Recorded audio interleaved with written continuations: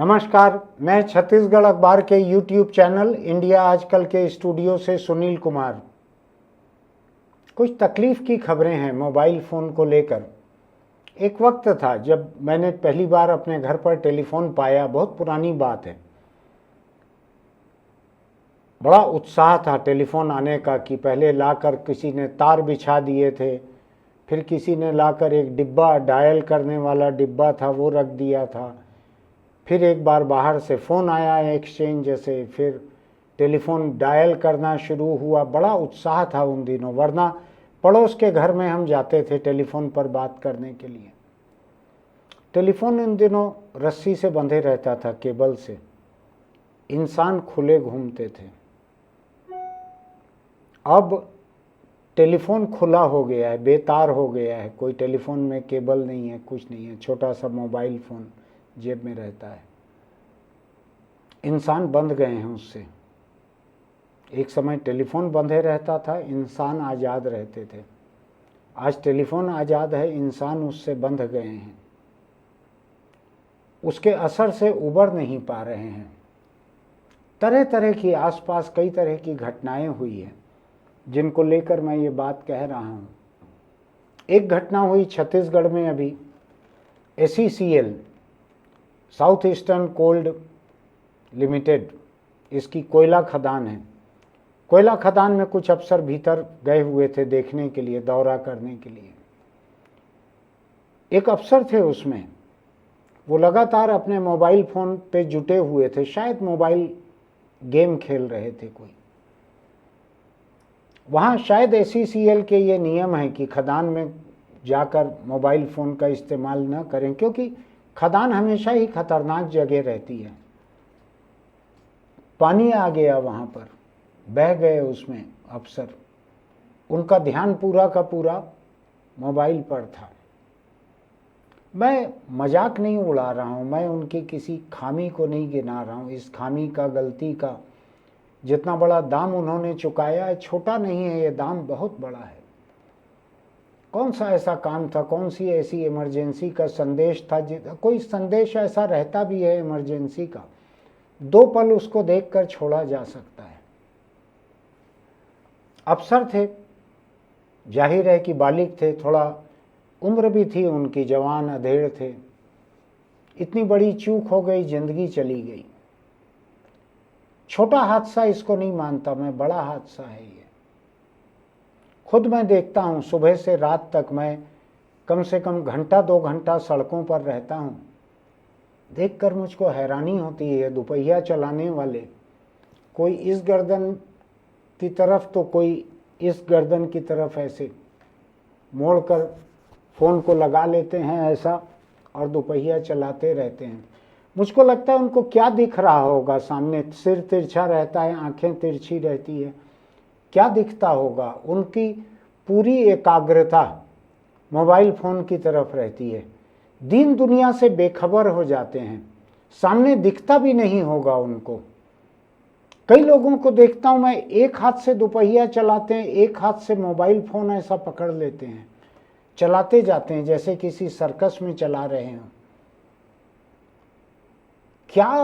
क्या ऐसी गुलामी हो गई है मोबाइल फ़ोन की लोगों की ज़िंदगी में, कि न ट्रैफिक में अपनी ज़िंदगी की परवाह है, न किसी और को टक्कर लग जाने का उनको कोई डर लगता है। किए चले जा रहे हैं। और मैं देखता हूँ अलग अलग तरह की दीवानगी मोबाइल फ़ोन को लेकर, और क्या क्या पढ़ने देखने नहीं मिल रहा है।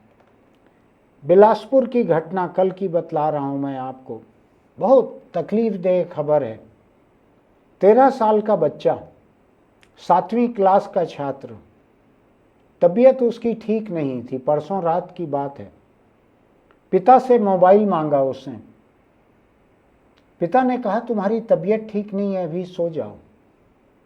आधी रात के कुछ पहले की बात है ये। कोई भी माता पिता, मैं भी रहता, मैं भी यही करता कि तबीयत ठीक ना भी रहे मान लीजिए, ठीक भी रहे मान लीजिए, आधी रात होने को है, देर रात हो रही है, सो जाओ अभी। नहीं दिया उन्होंने मोबाइल। रात 2:30 बजे दादी उठी तो देखा कि बच्चे ने खुदकुशी कर ली। क्या हौसला करें माँ बाप, बच्चों को संभालें, उनको कोई सही चीज़ सिखाएं, किसी खराब आदत नुकसान से रोकने की कोशिश करें। किस हिम्मत से करें? किसकी हिम्मत हो सकती है इसके बाद? मेरा ये मानना है कि ऐसी खबर जितने लोग पढ़ते हैं उनके दिमाग से ये हौसला ख़त्म हो जाता है कि अपने बच्चे को कोई गलती करने से या गलत काम करने से रोकें। कहाँ से रोकेंगे? अगर बच्चे इतना खतरनाक कदम उठा लेते हैं उनको रोकने से, एक मोबाइल फ़ोन के लिए,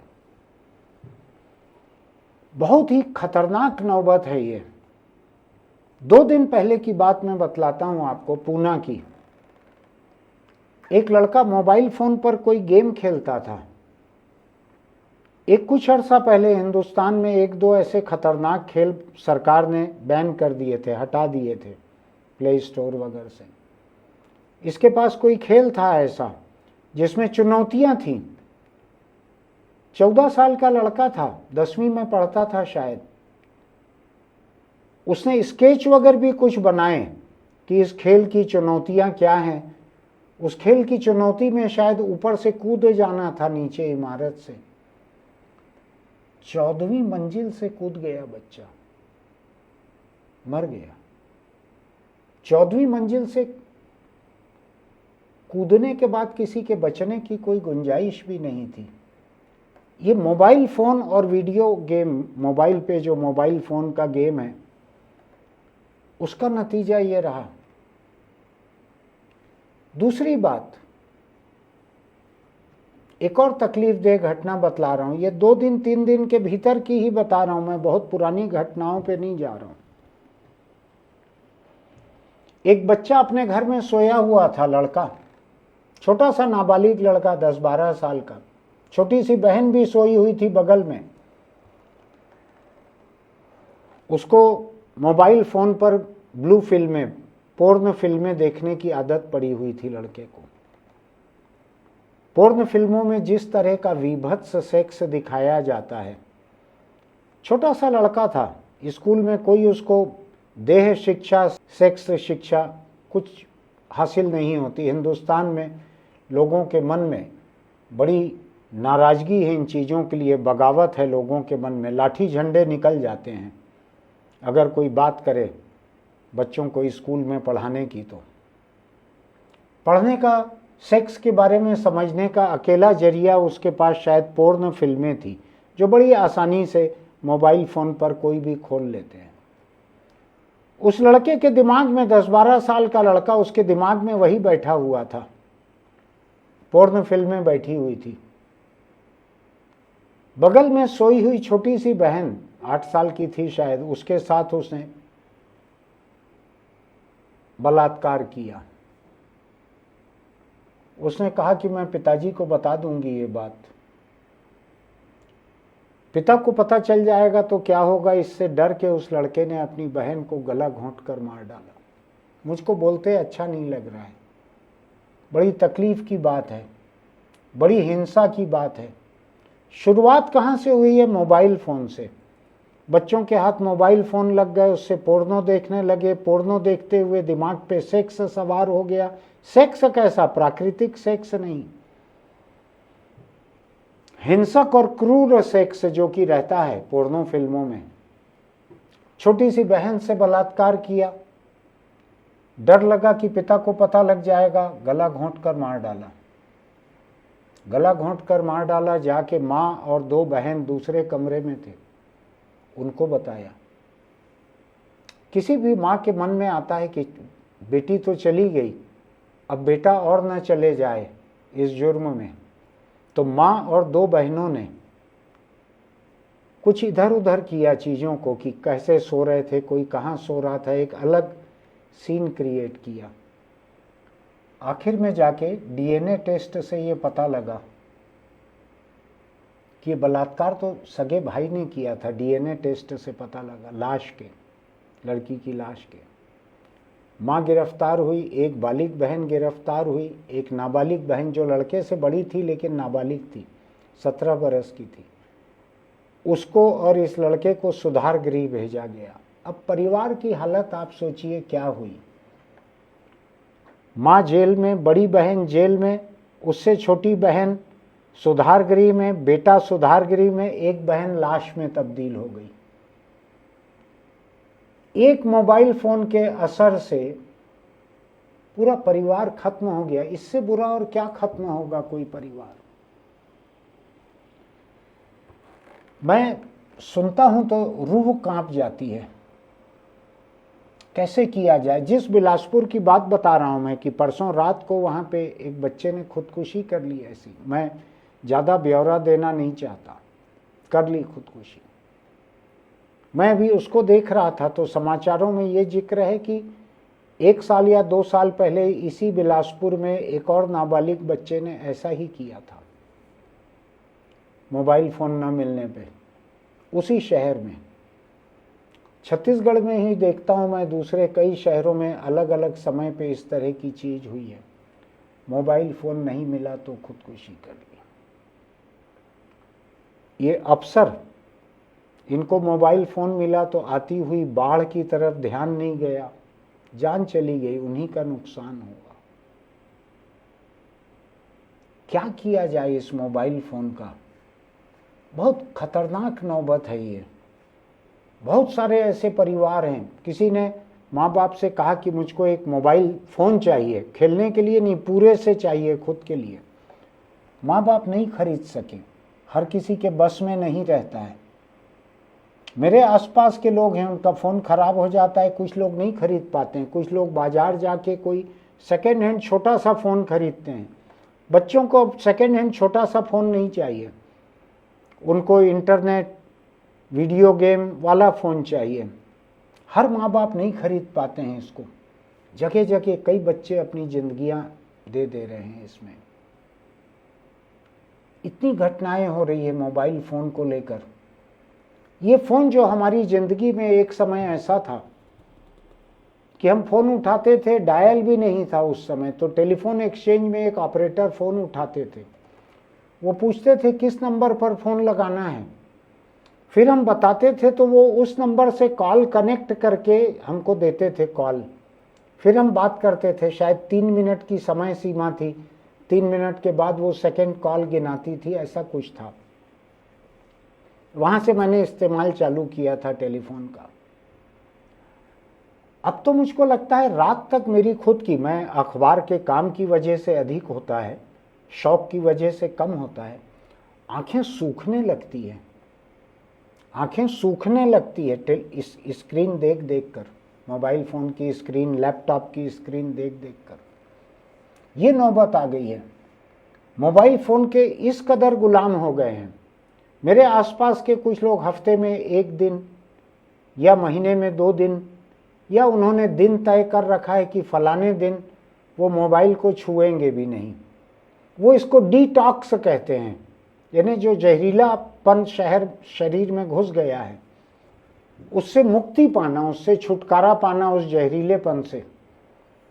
तो वो डिटॉक्स करते हैं अपने आप को। टॉक्सिसिटी जो है, जहर जो आ गया है मोबाइल के मार्फत, उससे मुक्ति पाते हैं। हफ्ते में 1 दिन फ़ोन को छूते नहीं हैं। मैं नहीं कर पाता हूँ, मेरा काम ऐसा है, काम की बेबसी रहती है कि रात दिन मुझको फ़ोन उठाना पड़ता है, 24 घंटे देखना पड़ता है। खबरों का काम बुरा काम है, लेकिन मैं सोच रहा हूँ कि क्या किया जाए, इसका क्या इलाज हो सकता है। माँ बाप क्या करें।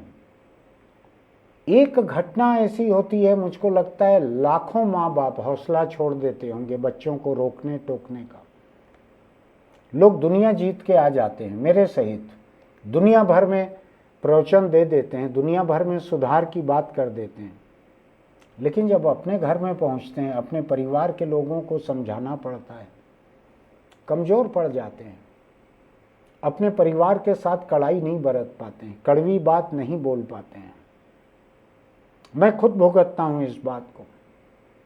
बहुत से लोग हैं जो मुझको कहते हैं कि ज़रा हमारे बच्चे को समझा दो या हमारी बच्ची को थोड़ा सा आप समझाओ, हम उतनी कड़वी बात बोल नहीं पा रहे हैं। मैं क्या समझाऊं। अगर कोई मुझसे कहे कि हमारे बच्चे या बच्ची को समझाओ, इससे मोबाइल फ़ोन छूट नहीं रहा है, उसकी जिद खत्म नहीं हो रही है अपने लिए मोबाइल फ़ोन पाने की। मैं अब सोच रहा हूँ मैं क्या समझाऊँ, मैं वो हौसला कहाँ से लेकर आऊँ कि इनकी बच्ची को या इनके बच्चे को मैं समझाऊं कि अभी तुम्हारी उम्र नहीं हुई है, तुमको ऐसा कोई काम नहीं है, मोबाइल फ़ोन पे ज़्यादा समय मत लगाओ, खुले में खेलो कूदो, दोस्तों के साथ बात करो, बगीचे में घूमो, किताबें पढ़ो, अच्छी अच्छी किताबें हैं हर तरफ पढ़ो, स्कूल की पढ़ाई पे ध्यान दो, नए शौक ढूंढो, कोई चित्र बनाओ, डाक टिकटें इकट्ठी करो या सिक्के इकट्ठे करो या कुछ और करो।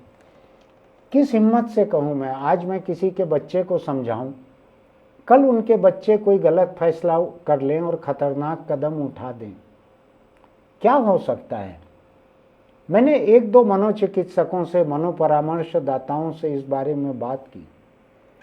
उनका कहना है कि कहा हुआ असर नहीं कर सकता माँ बाप का।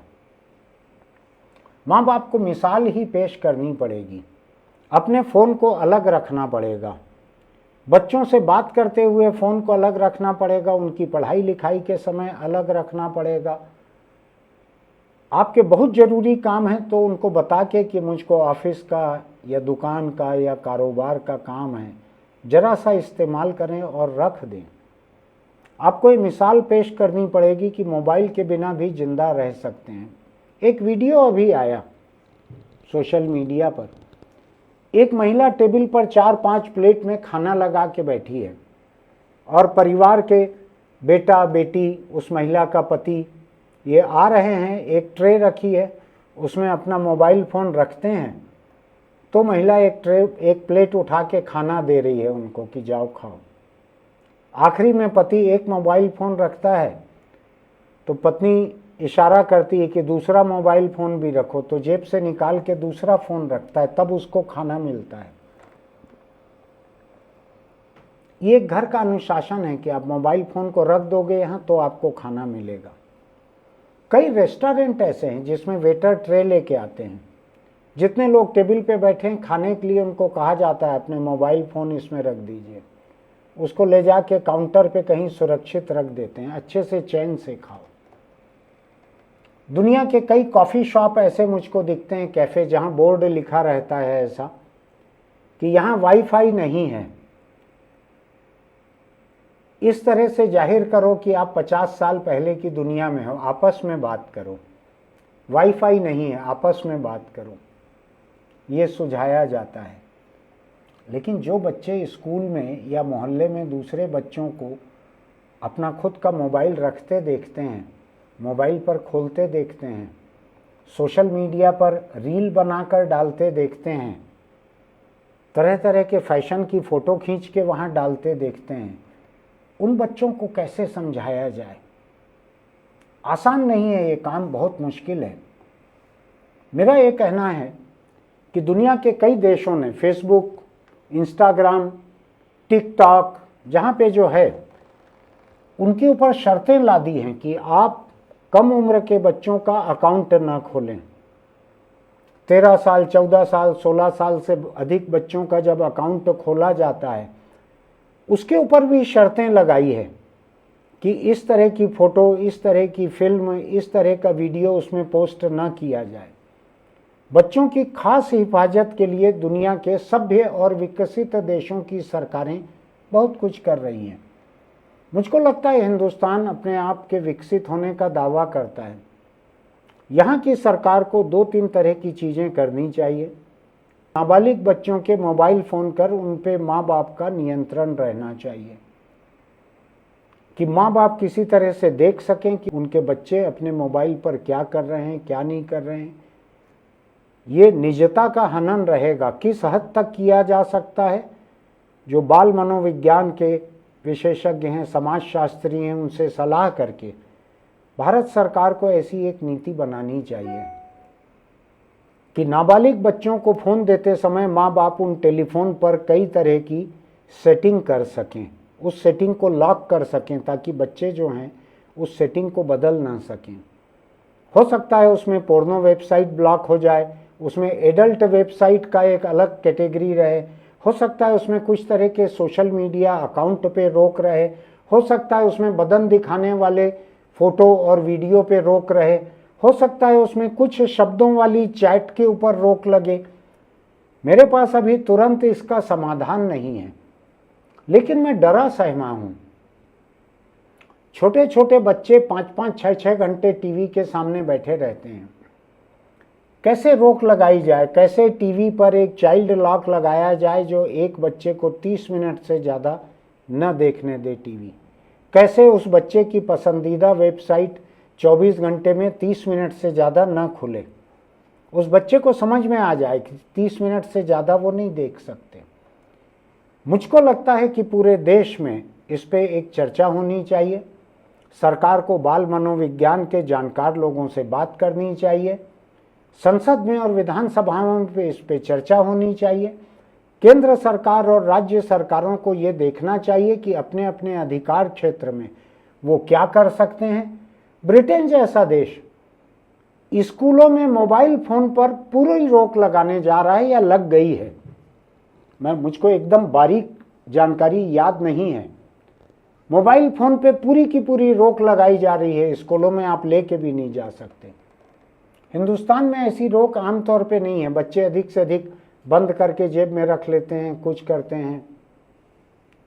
अभी मैंने सुना है किसी के बच्चे का कि स्कूल मोबाइल फ़ोन लेके चले गया, टीचर ने देखा तो रख लिया, माँ बाप को बुलाया कि आके बताओ कि ये बच्चे को दिया कैसे मोबाइल फ़ोन। ये ज़्यादा योजनाबद्ध तरीके से, ज़्यादा औपचारिक तरीके से इसका इंतज़ाम किया जाना चाहिए ताकि बच्चों के बीच मोबाइल फ़ोन का, इंटरनेट का, सोशल मीडिया अकाउंट का इस्तेमाल घटे। ये बहुत खतरनाक हो रहा है। बच्चों की पढ़ने लिखने की क्षमता सीमित हो रही है। जिन सामाजिक अंतर संबंधों की वजह से बच्चों का एक व्यक्तित्व विकास होता था, बौद्धिक विकास होता था, वो खत्म हो रहा है। आपको ध्यान होगा कुछ अर्सा पहले मैंने या तो यहाँ पर इस कैमरे के सामने कहा था या अपने अखबार के संपादकीय में लिखा था कि जिन छोटे दुधमुहे बच्चों की माताएं मोबाइल फ़ोन पर इंगेज रहती हैं, उन बच्चों को साथ रखे हुए जब मोबाइल फ़ोन पर इंगेज रहती हैं तो उन बच्चों की, जो अभी बोलना नहीं सीखे हैं, उन बच्चों का शब्द सामर्थ्य, उनकी वोकैबुलरी 16% तक घट जाती है। वही उम्र रहती है जो अपनी माँ के गोद में दूध पीते हुए, माँ के गोद में लेटे हुए, सोते हुए भी माँ जिन लोगों से बात करती है उन शब्दों को सुनते सुनते उन बच्चों का शब्द सामर्थ्य बढ़ता है। लेकिन माँ जब इंगेज हो जाती है, बच्चे गोद में है, माँ इंगेज हो गई है फ़ोन पे, तो कुछ बोलती नहीं है किसी से। वो सोशल मीडिया पर, फेसबुक पर कुछ पोस्ट कर रही हैं, कुछ कर रही हैं। उस बच्चे का विकास अड़ंगे में फंस जाता है। मैं केवल चर्चा कर सकता हूं, यहां पर मैं पूरी की पूरी बात, पूरा का पूरा खतरा नहीं गिना सकता। बड़े लोगों से लेके छोटे लोगों तक, हिंसा से लेके मानसिक विकास में पड़ने वाले अड़ंगे तक कई तरह की बातें हैं, कई तरह के खतरे हैं।